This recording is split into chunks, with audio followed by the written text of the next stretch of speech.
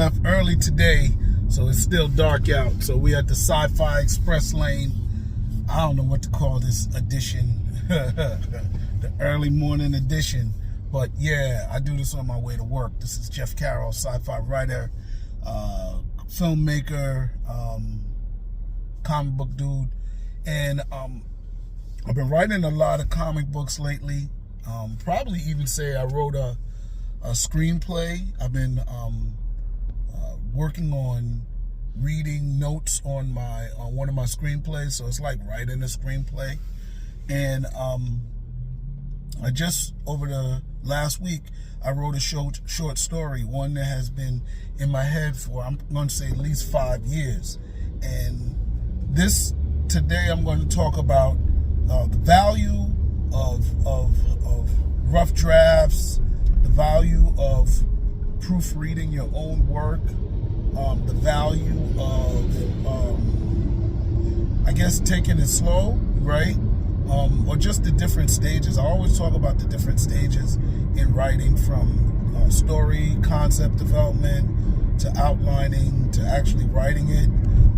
And then proofreading and rewriting are just as important as all the other steps. You know, they're all as important. You know, each step, whether you modify it or not, is important. So the after the last stage, after it's written, that proofreading stage, that draft correction is important. Like, I type moderate, right? If I could have typed this fast in high school, I would have aced the typing test. But I still think it would have been a lot of what do you call it? A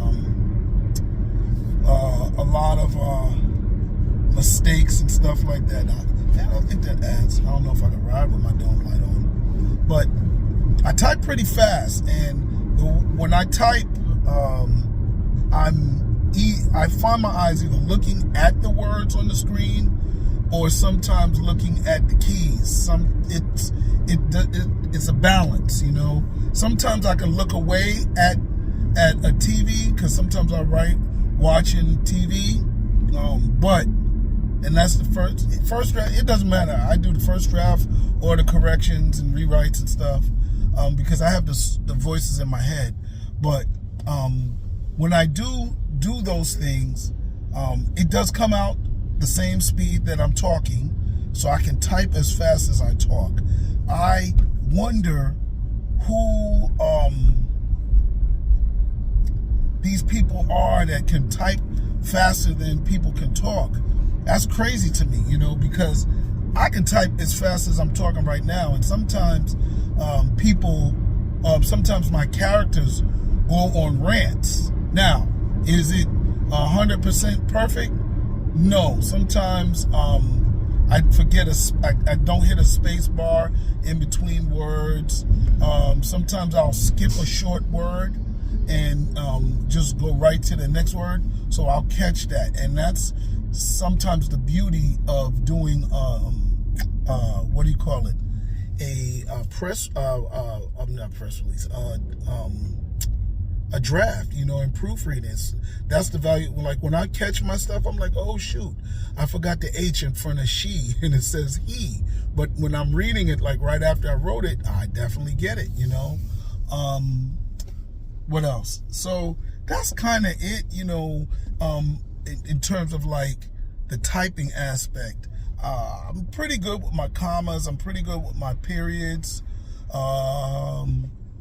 Sometimes, like, if my wife asks me a question and I answer, I may write the word in my answer to her as opposed to the answer to my writing. And I've caught a couple of those types of mistakes, you know, where I was typing a word. I'm like, where does this word come from? But then I realized, boom. So it is good, you know, for me. I do enjoy the proofreading. What else did I catch in proofreading? So I catch those mistakes. Then the other thing that the proofreading and rough draft review helps me with is, of course, those typos can kind of make the editing, like I'll still send my work to an editor, but the editing is a lot smoother when I've already proofread it. Sometimes when I first started writing, I was like, oh, let me just send this. And then when I see the mistakes the editors picked up, I was like, golly, I'm so embarrassed. I could have caught that myself. Now we have Grammarly. And while I'm still typing on an old Word format, my next goal is after I proofread it myself, I'm gonna upload it to either my Google Mail or some type of online platform that has the Grammarly in there. I'm actually thinking of running it through a chat GPT and seeing what AI recommends. But so that leads into my next phase, because after I do all of my little typo corrections, I go in and I'm reading it now.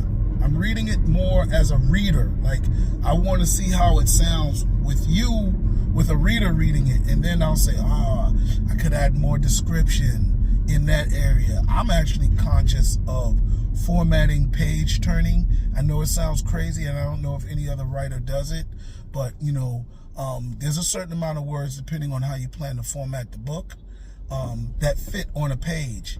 And I've kind of kept that in the back of my head.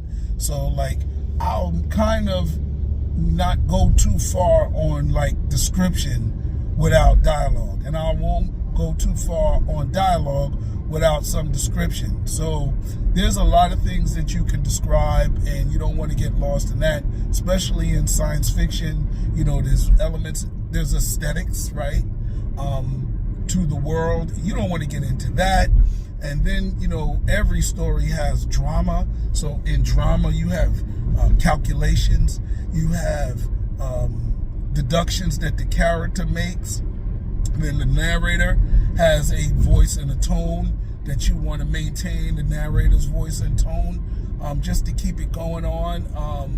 I like Jenna Ivanovich. Her narrator had actually cracked jokes, made comments that were humorous in her narration. Most of the time, you'll see narrators kind of keep it out of the way. You don't really hear the voice of the narrator that much. It feels like it's breaking the fourth wall. But I've not really done my narration that far, but I do keep in mind like the narrator. When I write, I have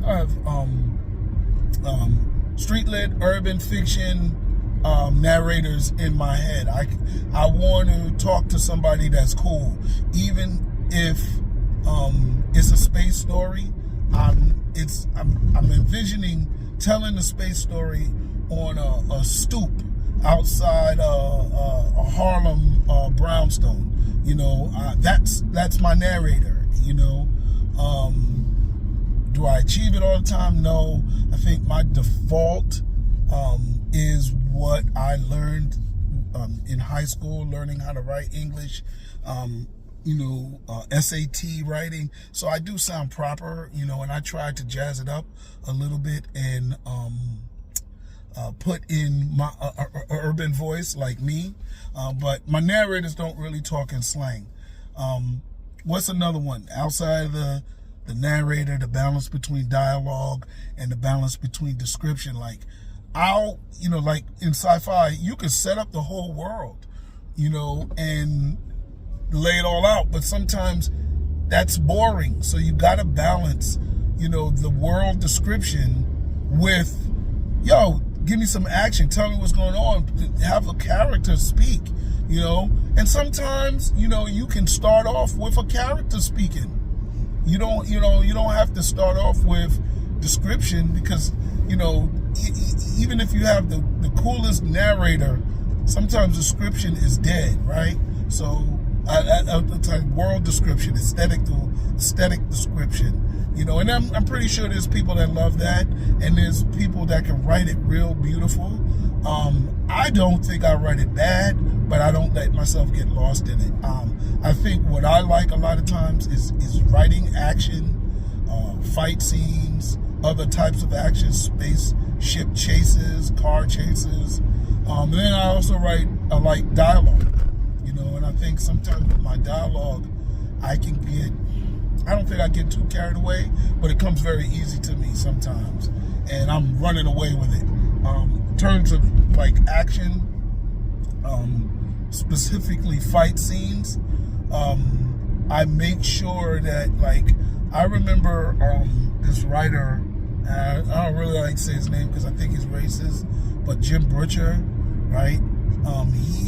When I first started writing, his Wizard series was very popular, and his Wizard had a lot of fights, and he was not stingy with the fights descriptions. So he actually did tutorials, or he wrote a lot about how to write fight descriptions. And one of my first books in Thug Angel, I had a basketball game, and I took Jim Butcher's fights for the fight scenes, but for the basketball game, I went to sports commentator. I remember my uncle used to listen to baseball games over the radio, and they were a lot more descriptive than the television commentators because people couldn't see the game. So when I wrote this basketball game, I had a sports commentator in my head.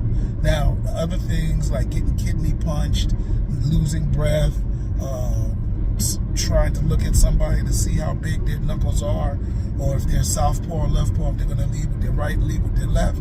Those are fight descriptions that, I got. Even in, what else I took? Kung Fu magazines, MMA magazines. They actually do fight descriptions in their magazines, and they're really descriptive because, you learn the types of techniques, you learn the language for the punches and all those different things. So I go in and learn those different terms, and if I don't understand it, I don't think people will understand it. So I don't go as technical as sometimes the books do, because I'm not writing for martial arts people, I'm writing for the general public. So I use those terms that make sense to me. When I'm rewriting it, or not rewriting it, when I'm reviewing it, what I'm looking for is, did I say the right person? If I have too many he's, does the reader lose, understanding of who's giving the punch or who's taking the blow? So I do say the names of the characters sparingly, but I don't use it every time. I do use some he's and his, but and hers, but I don't use it so much that you'll forget who is giving the punch, and it helps me because when I'm writing, I know what I'm doing, but when I'm reading, I have a short attention span. So that helps me because I remember, all right, I got to make sure I tell people this. And then the last thing that I look for in my review is I add literary devices. That's when I add my metaphors, my similes. I actually did a prologue in one of my in the story that I'm writing. I'm actually going to add it tonight. But when I do my edits, there's an edit that I'm doing like right away, and that's it's the editing of typos and stuff like that. But then I'll sleep on it, and that next level of editing is when I think, all right, does it make sense? Are people going to get it? I try to defend myself, or defend my story from all the haters out here. So I'm asking myself, does it make sense, right? Will people believe that the characters, or will they accept the characters made this decision?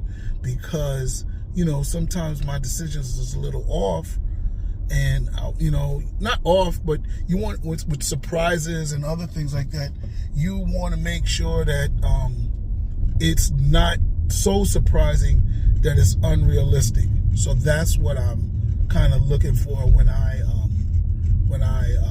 go to sleep at night and I think about my story, I'm like, did the people gonna buy into it? You know, and that's the big thing. Are they gonna buy into it? And you know, did I do enough explaining that they will get it? And yeah, so that's it. So I'm doing my last little bit. I may bring in some literary devices. I may bring in some what do you call it? Some more description, because that's a tap dance. It's definitely a tap dance. So anyway, I'm here at my school, bright and sunshiny early in the morning. You know, first day back from spring break, and I had to get here because I was like, I hope I don't forget anything. All right, over prep, get you early. All right, remember, like, subscribe, share, and comment. Jeff Carroll out.